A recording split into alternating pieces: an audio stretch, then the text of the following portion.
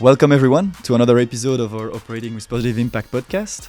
And our focus today is going to be about the subject of plastic waste and why is it an issue, its origin, the role of companies and government in this, and most importantly, how can we initiate a behavioral change, right, in the society towards a more sustainable behaviors. And for that today, I am very pleased to welcome Thomas De Groote from River Cleanup. Hello, Welcome. nice to be here. Thank you very much for joining us today. Maybe for the audience, can you start maybe explaining a bit your own personal journey into sustainability?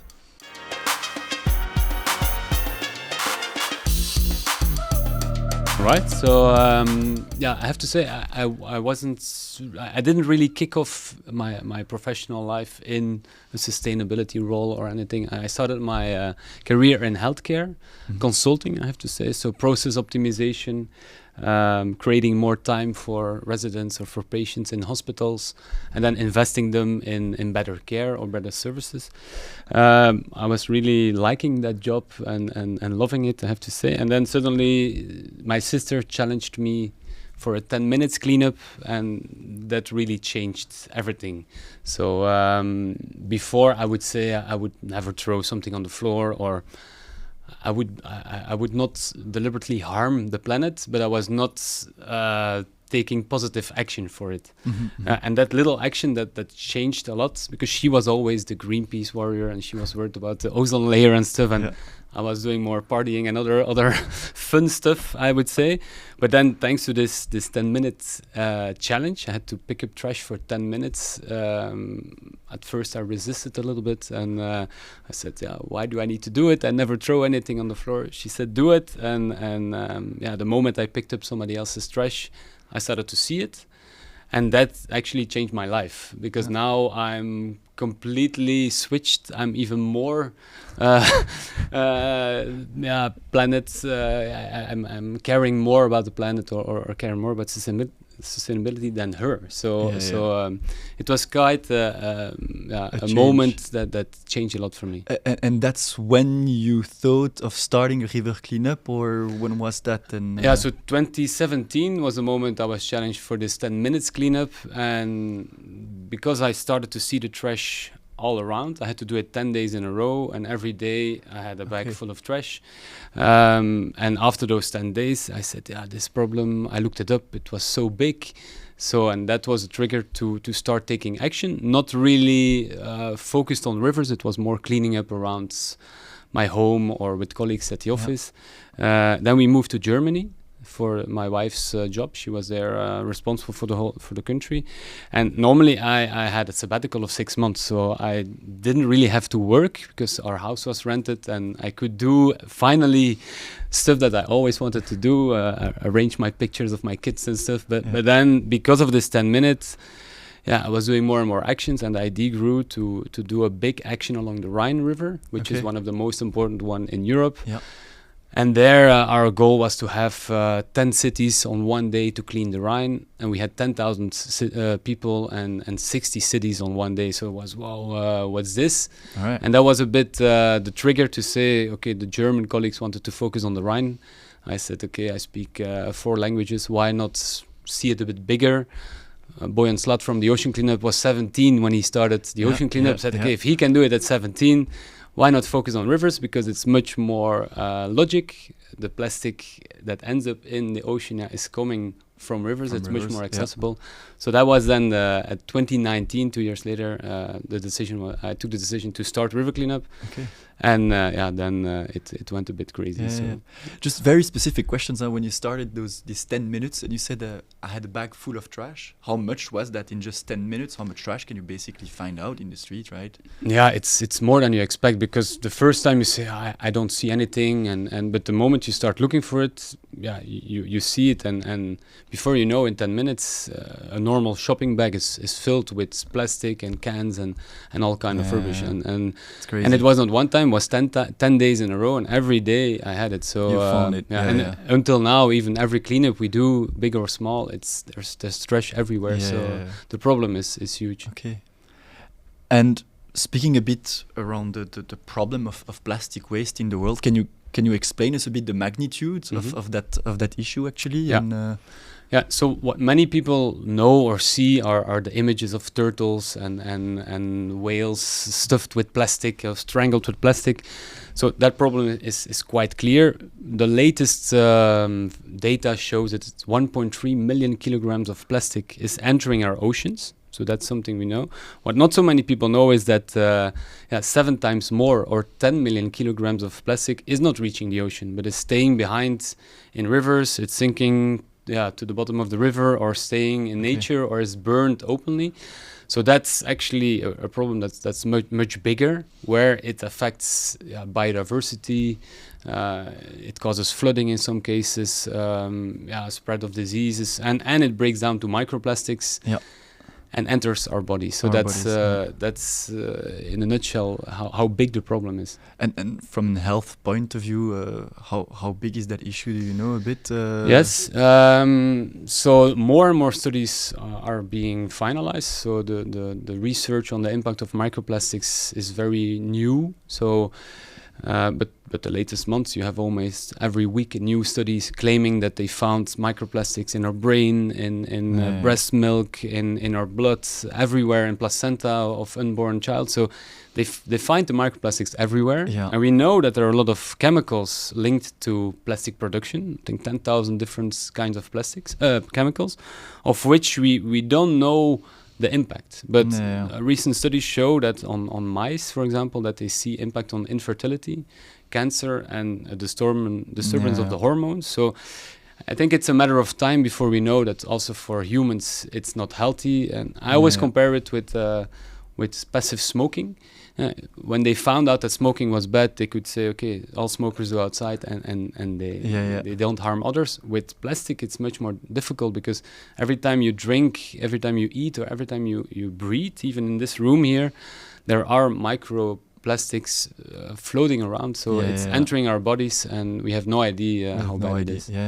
So really the impact is actually not only on biodiversity, which is what we see a lot online, right? As you said, the image of the turtles and stuff, but the impact is much broader than that, and also goes in the end into our own body and our own health, right? And where is that coming from, that plastic? Like, I don't know, from geography point of view, are there more locations where there are more of these issues? Is it more related to certain, I don't know, type of industries, or is it the consumers mainly that are basically creating this plastic waste at the end of the value chains? Where is that coming from? So the plastic in the oceans, 50% is fishing nets. So that's something, if you want to heal the ocean, stop eating fish. That's the easiest thing to do. Yeah. If you look more at the easiest, it's people like eating fish, so it's maybe not so easy. But if you look at plastic pollution in nature or in rivers, you of course have some areas where the pollution is much higher. If you look in Belgium, for example, the waste collection is quite good. Mm-hmm. If you look in Indonesia or Cameroon, where we're active with river cleanup, you see there is a problem with collection and managing the waste. So you have, on one hand, you have pollution, consumers leaving packaging behind. You have illegal dump sites, but you also have landfills close to rivers where governments put their plastic or their trash, and when you have a flood, half of the landfill is going away.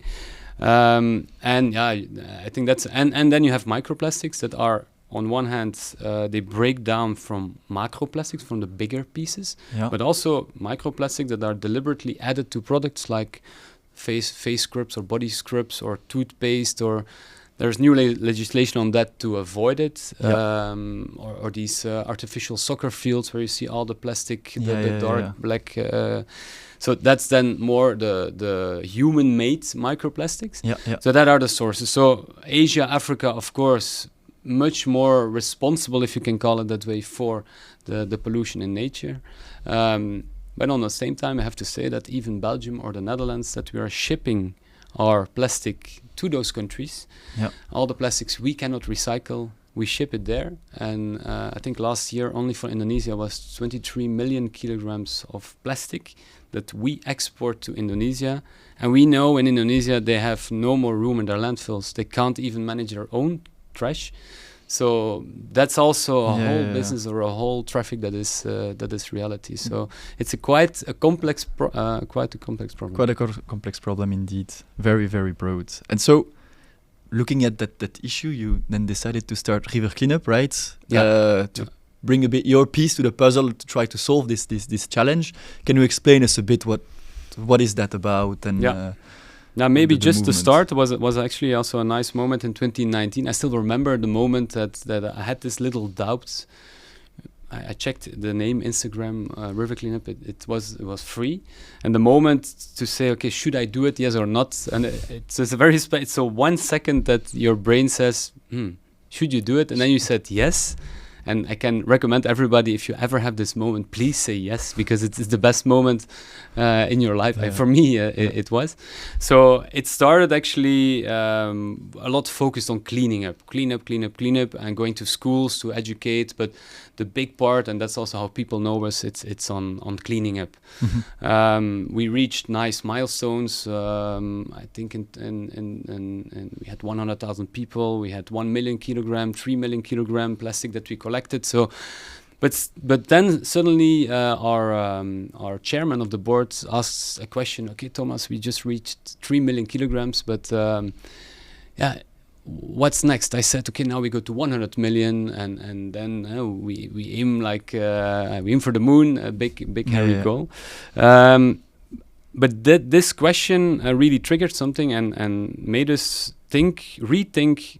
Is this the best solution that we're doing? Cleaning up and raising awareness, it's super important. But are we going to start satellites all over the world and a bit like the Red Cross with local people, local teams, or is there another way to solve this problem? Yeah. So we took 1.5 years in the past years to work on our new strategy, and what came out was the development of the Clean River model.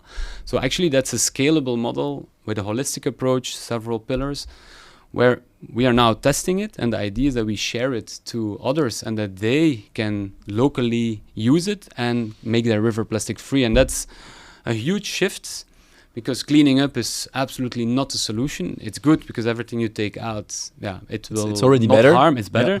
But it's not a structural solution. If on the one hand people are keeping on throwing it and you don't have a behavior change, nothing will really change.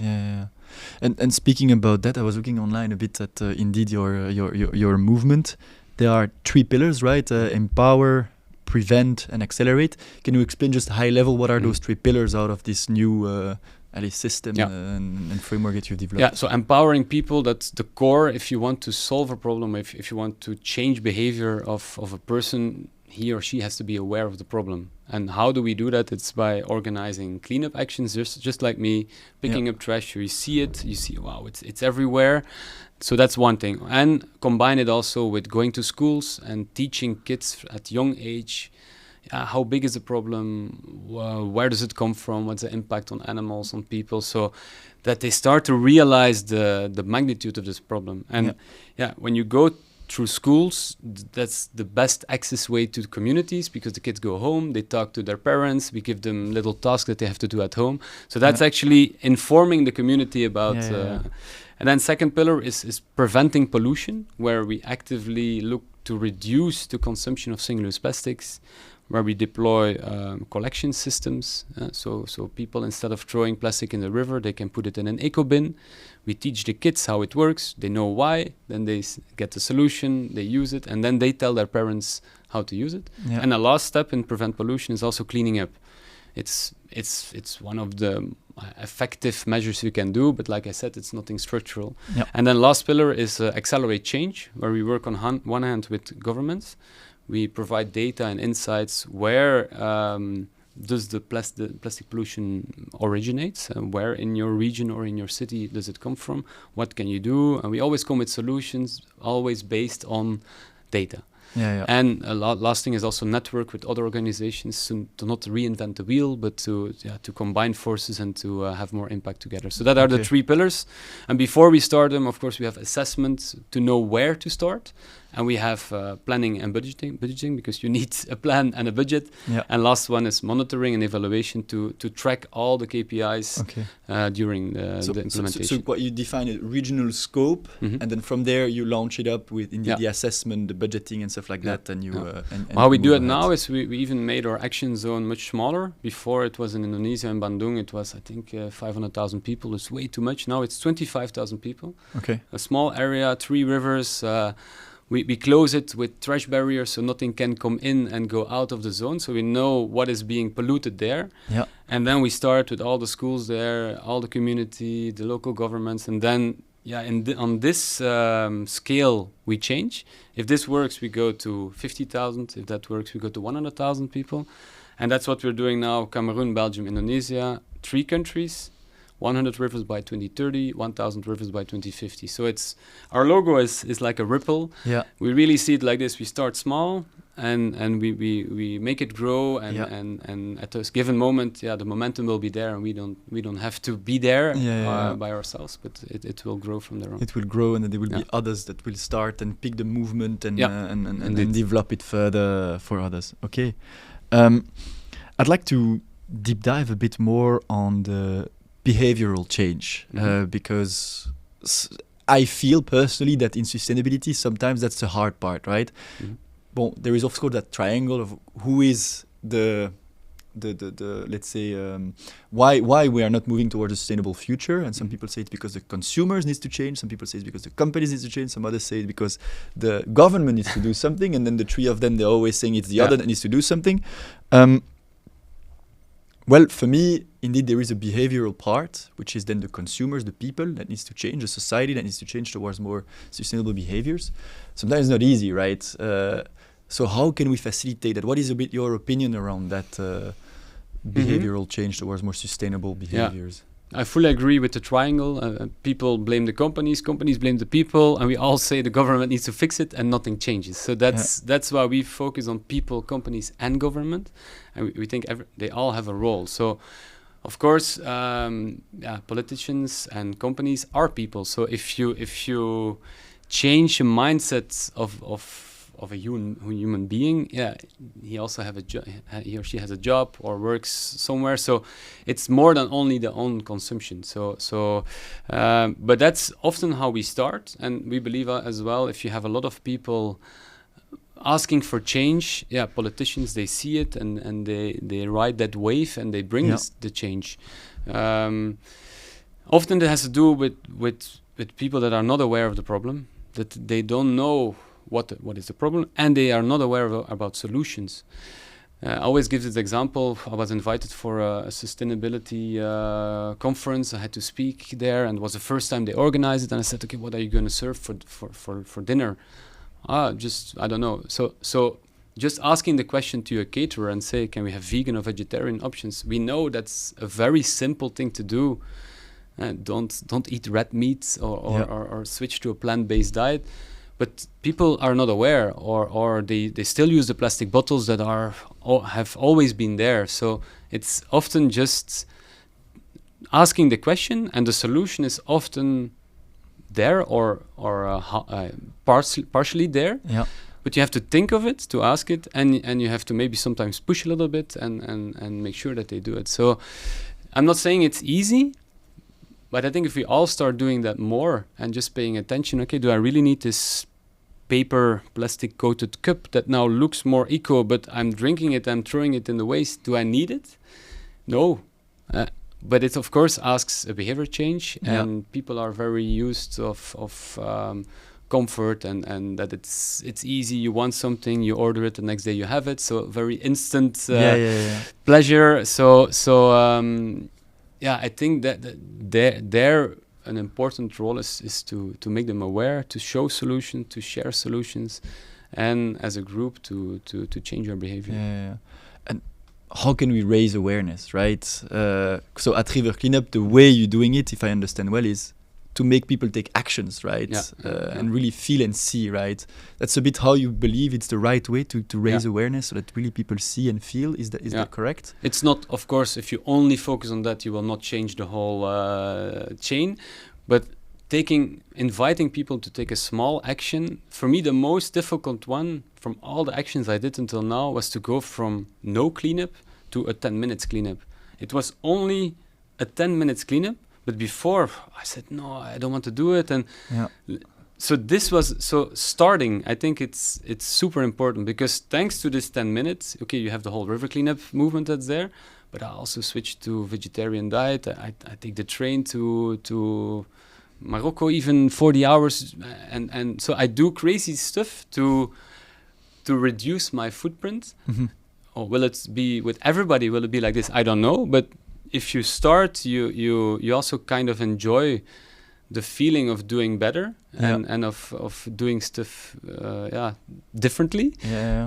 So I truly believe that starting is the most important thing, and that's sometimes what also companies or people are blocking. It's too much. We can never solve this. It's companies need to do it, or governments, then they do nothing. So, but if we all do a little bit, then the change is huge. So, the change is huge. And then also, I mean, what you talked about, right? I feel the simplicity of the solution is also very important, because often when we speak about sustainable behaviors, it comes with more complexity. I mean, the example of the train, for example, to Morocco, it's much more complex to arrange your trip than if you take a flight. Probably also it's more expensive. So how do you see that, right? How can we, in the end, change behaviors, and what is the importance of finding simple and economical solution in that?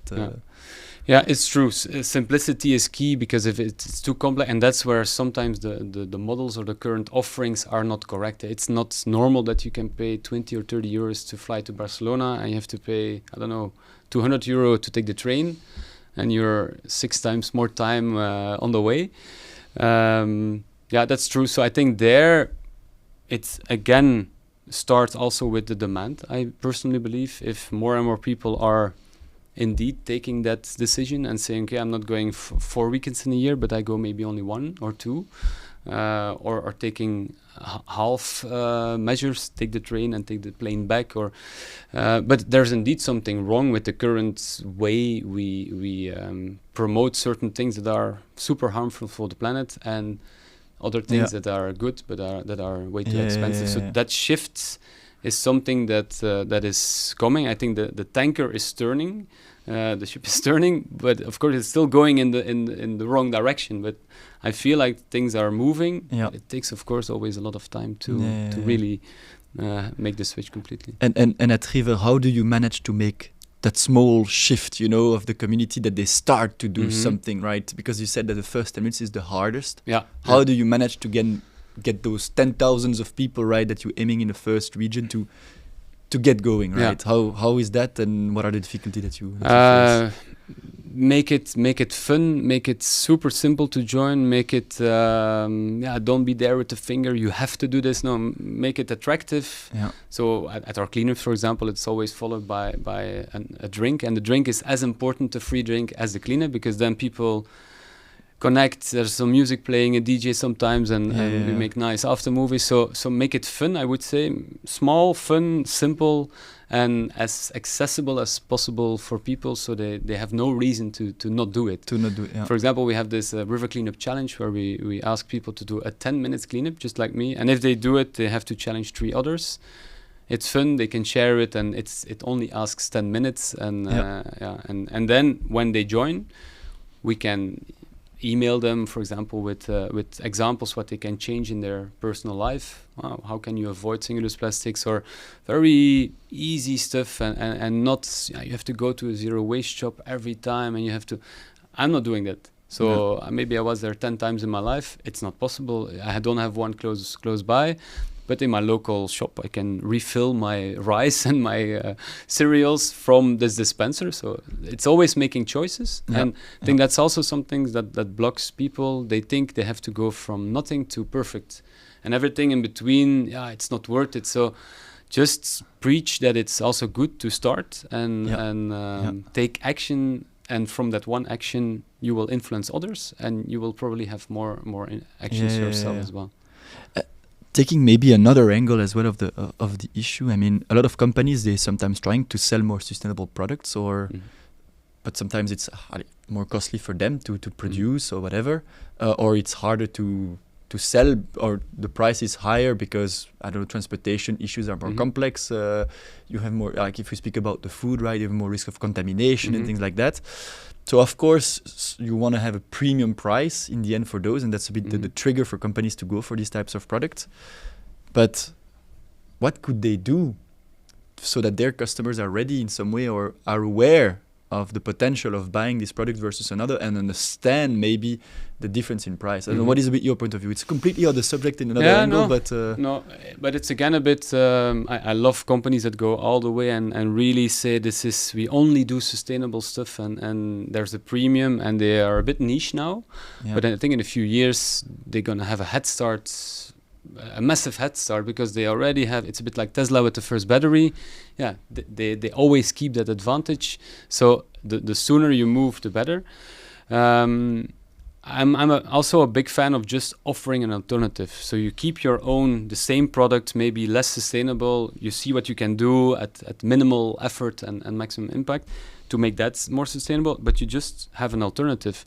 And more companies are now, with the CSRD and other legislation, they need to report, or they need to do more than they used to do. Yeah. So the demand will increase, and just offering it already gives you experience. Okay, what works, what doesn't work. So I really don't see it as a trade-off, but because the market needs to move, and that just takes time. Yeah. But I do believe that the sooner you start, in the long run, you will win from your competitors that don't do it, because it's not going to be a choice anymore.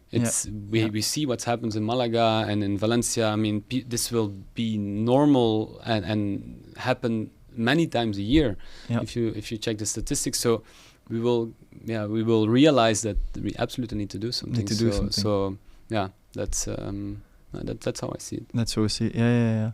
And I mean, there is also a second part of the stakeholder, for example, the employees, right, of these organizations. And I think there is a lot to learn from how you see the creation of a movement, right, to change the behaviors, to adapt.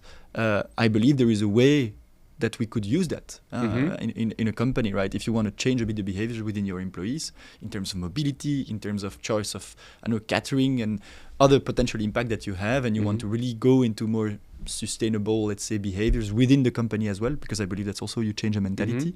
I guess there is a lot to learn, right, from how you are managing this behavioral trade. I would say yes and no, because probably the marketeers at those big companies, they do this with customers, so they know how to influence behavior. So if you just use the same knowledge, but then for a more sustainable topic, I think most of them know it.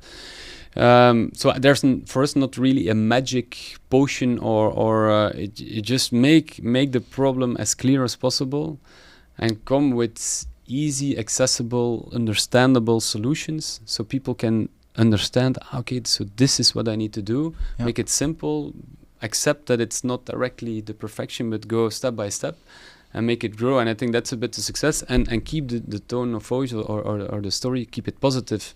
Because if you start a negative conversation, what you cannot do, then people say, okay, that's what we hear all the time in the news. It's always bad news. So let's bring some light in this in this world. So that's maybe so it's not a big advice, but it's something that for us has been shown that is very relevant. Like, take a direction and keep going as well, right? Let's not try to solve everything in one day. Let's just start with something, and step by step, and just continue the movement. And there will be tough times, probably. There will be reactions, people not happy, or changes or whatever. And you will need to find new solutions, new ways. But keep it steady as well, I think. And know where you want to go. I think that's also important. My professor in lean management, so process optimization, he always said, if you don't know where the harbor is, any wind is good wind. I always remember that. So then you're just sailing a bit in all directions, and it's a lot of fun, but you're not reaching your end goal. So maybe an extra advice for companies, or make sure you know where that pole star is, where do you want to go, and then communicate about it and stick to the plan. you don't know exactly how you will do it. We also don't know how we will clean 1,000 rivers, but we know we're going to do it. Yeah. And every year we have new things that happen and that evolve. So know where you want to go, communicate it to the employees, and then make it as simple as possible for people to join, and reward maybe people that take more action, and make it fun. Make it fun. Yeah. Enjoy the journey. Try to make it an enjoyable journey, of course, for everyone along the way. Yeah. Okay. Maybe deep diving a bit on the second pillar. So we talked a lot about empowering, about the behavioral change. The second pillar is about preventing, right? Plastic waste. And there I would like to get a bit your view on what can organizations do to basically try to reduce their plastics. And probably it's a very broad question. So you see how you want to answer that one, because probably from industries it will be very different. But maybe you have a bit of an opinion on where to start, what to do, and what are the potential solutions that you know, or an interesting, I don't know, startup or whatever. The key thing in prevention, the first step is reduce and substitute. So reduce the use of packaging. If we focus a bit on packaging, that's key. Because often you see we have this plastic cup and now we have this cardboard cup, and this is much better. But like I said, it's filled with a plastic coating. We don't know it. We can't recycle it, and we throw it in rest bin. So and it just burns. So actually, it's maybe even worse. So the question is, do you need this cup, or what can you do? And do you need this packaging? And there you see a lot of startups as well. There's an example of a company, Vital, it's called, a German startup, and they completely reinvented the to-go market. So you go and get a pizza, or you get a Chinese food, or you would say it's impossible to streamline this. So what they did, they designed reusable containers, and the moment you order, this container is linked to your account. And the moment you give it back, nothing happens. You don't pay anything. The moment you keep it at home, they charge you for the container, of course. Yeah. But this is it's so simple. Or you have these drinking cups at football stations. It's from reuse, goodless. That's amazing. I had the first experience last week in Antwerp football station. So you buy your beer or your soda. The cup is linked to your bank card. You drink the cup, you put it in a container, so you don't even have a human interaction. The cup doesn't know you don't have an account, and the money is paid back to your bank account. So it's possible. So I think we're so creative. We can make a robot ride on Mars or whatever. So I think there's so many opportunities. We just need to want to do it and have the courage to implement it. And there you see that a lot of startups are coming. And I think also the big fast-moving consumer good, they also see what's happening.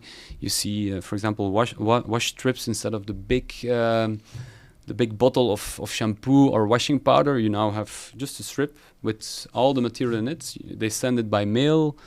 Doesn't weigh anything, doesn't contain the water, and of course the issue is still if I can sell you a bottle like this or a strip like this, you will pay more probably for this one. So that's also something to solve, and I think there more and more consumers are aware that it's possible. Like I said, reduce, check what you don't use, then replace it if you really need it. Replace it by less material.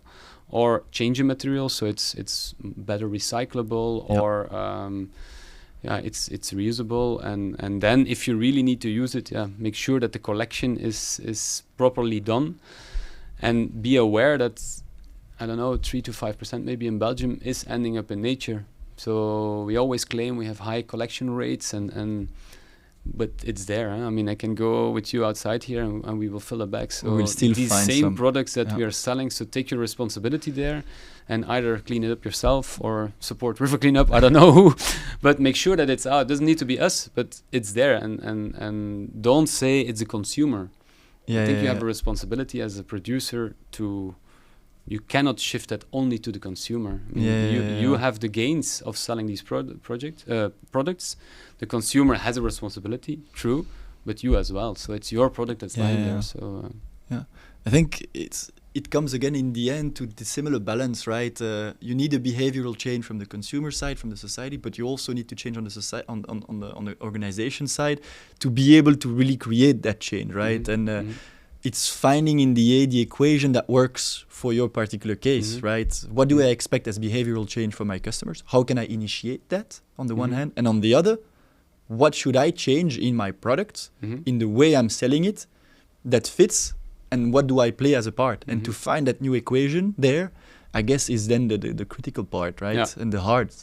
Yeah, because it's all, today it's driven by profits. We have to say there's the part that focuses on sustainability, but if you don't make money, you go bankrupt and it's finished. So if you look at Philip Morris, they invested, I don't know, billions and years of research to look at a cigarette and to avoid the cigarette butts in nature. And they now make IQOS. I don't know if you know it. It's an electronic cigarette, but still with the filter. That's something I know why they do it, because they can keep selling packages of cigarettes. But that's the wrong thing. I mean, we have to be more creative, and we need to be able to rethink. That's happening, but that's going slow, and legislation helps. I think many companies are just waiting. Okay, the moment the legislation is there, then the market playing field is fair for everybody, and then we will take more action. So, but legislation will not change if the consumer and companies are not ready. So it's a whole structure. Where you need some courageous companies, courageous politicians, and people who push for change. And and speaking about the political side, because we need to touch upon that as well a bit. When you say accelerate, right? I feel a bit you are targeting a bit sometimes the politics, right? In some way, that means we're not going fast enough for you. In terms of, because we see a change, we see, for example, in Belgium, if we take the example, that we are collecting more and more waste, that we are able to recycle it more and more. Still, you call it accelerate.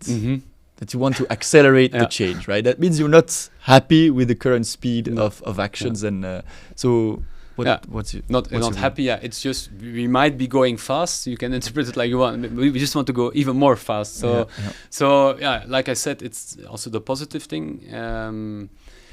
Politicians, I think by default are a bit lagging behind, because they need to be elected and they need to have the vote. So I think it's a super complex environment to operate in. You have to take into account so many factors. So but there I can only speak from what we do. We're now this year and as from this year focusing much more on data. And just collecting data and having statistics and showing what's there, and moving away from this subjective, there's a lot of waste and we need to accelerate, or no, this is it. And if you look at the Netherlands, they implemented this measure. It leads to this. For example, the deposit system on cans. We know it's 80% less littering in nature. The test in the Netherlands. The claim is then always, but in Belgium we have the blue bag and the PMD, and we have this whole system, and so we can't change it. On the other hand, the littering is there, and that's what we want to accelerate as well. To have then data and to show, look, this is what we find here. Even have the brands there. So if you have then the extended producer responsibility, you allow governments to act, and that's the core in what we do. Make others act and make it as simple as possible. That doesn't mean it's easy for us, but that's the thing. So are they going fast enough? No, of course not. I mean, 1.5 degrees, we reached it this year, so we're absolutely not going fast enough. Do we keep the faith? Yes, of course. And going back specifically to plastics, if we look at Europe, what are the key trends you see in terms of indeed regulations that are emerging or whatever, or that are already existing, that are big influencer in the end of this plastic waste reduction? But there's a few things. You have on one hand the ban on microplastics. That's one of the most recent ones, where microplastics that are added to products or the football or soccer fields, there is out-phasing but sometimes 8 to 12 years as well. Glitter is banned now, but on the other hand, cosmetics that are more complex, you have 8 or 12 years to take them out.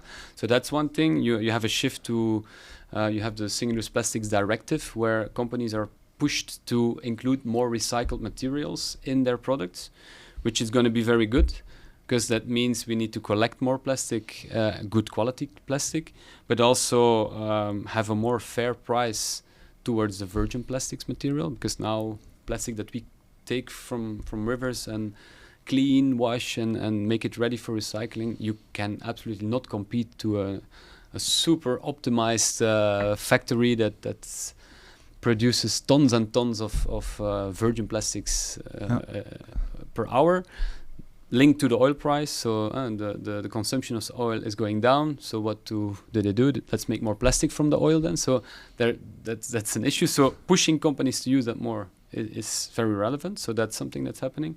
And then you have the United Nations Plastic Treaty, which will also affect Europe, where there was a commitment to stop or to call an end to plastic pollution globally, and where there also extended producer responsibility, more recycled materials, cleanups. So the problem was acknowledged, and now this will be translated. Hopefully by the end of the year there will be a treaty, and then this treaty needs to be translated. So it's a start. We hope it's better than the Kyoto Protocol, but it's a bit called like that. So that's the good thing. The Green Deal in Europe as well. There's a lot of legislation, which is good, because then this will push or oblige companies to move forward, adapt and change. And then the CSRD, of course, reporting on what are you doing, what impact are you having, and this will probably in a few years be translated as well in objectives, what you need to do. So I think that's a bit the four major legislation changes that also will affect Europe. Okay, cool. As we're reaching a bit towards the end here, I'd like for you to ask a specific question, more personal question. If you look back at your journey, right, you went from continuous improvement, waste in hospitals, and trying to basically make the hospitals more lean, towards now a completely different world, right, doing this river cleanup movement. If you could speak to yourself when you started your career, what would you tell him? What would be your message to your younger self? Let's say. It's a good question. Start earlier, the river. Maybe yes. On the other hand, the jobs that I did, they made me ready to do what I do now. So the focus on waste, and I never thought it's waste in processes. It's also waste. So just the reflex there, continuous improvement and Kaizen, everybody every day. I think that principle is there. So very being client oriented and know what the client really needs and how you can convince employees to do more for somebody else. So I would not think career-wise to do other shifts, because thanks to the things I did, I can do what I do now. Maybe in general, listen to my sister more, because what she said was absolutely right. But I think it's also had to do with the timing. You have a product or an idea, and if the timing is not right, people will not do it. The timing now is much better. So, but that's maybe something I think I would personally make other decisions, fly less, or eat more eco-friendly or plant-based. That's maybe something I would have started earlier. A small awareness session with your younger self on your personal impact and what you could do to solve it. Could be a good one. And then, if you could leave a message in every boardroom, on the one hand, what would that message be? And on the other, for younger people that are joining the workforce, what message would you give them? So those two, one on the boardroom, the other one for the younger people.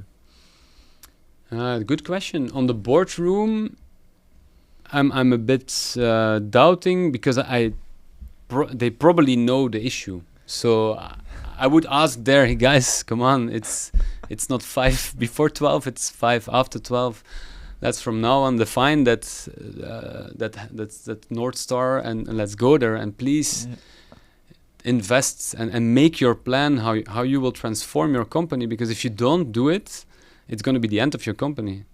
So I would hope they realize it. But if I could talk to all the boards in the world, that would be my message to give them a short update on what we're facing, and also the role they can have and the responsibility they have, that they cannot underestimate it, and that they please take the decision for to turn the ship and accept that it's not perfect, like I said, but that it will take time, but that they take the decision to move, and then give them maybe the advice to do it, to make it fun and do it in a positive way. Yeah. And the second question was for boardroom? For younger people. For younger people. Younger people joining the workforce, the ones that are...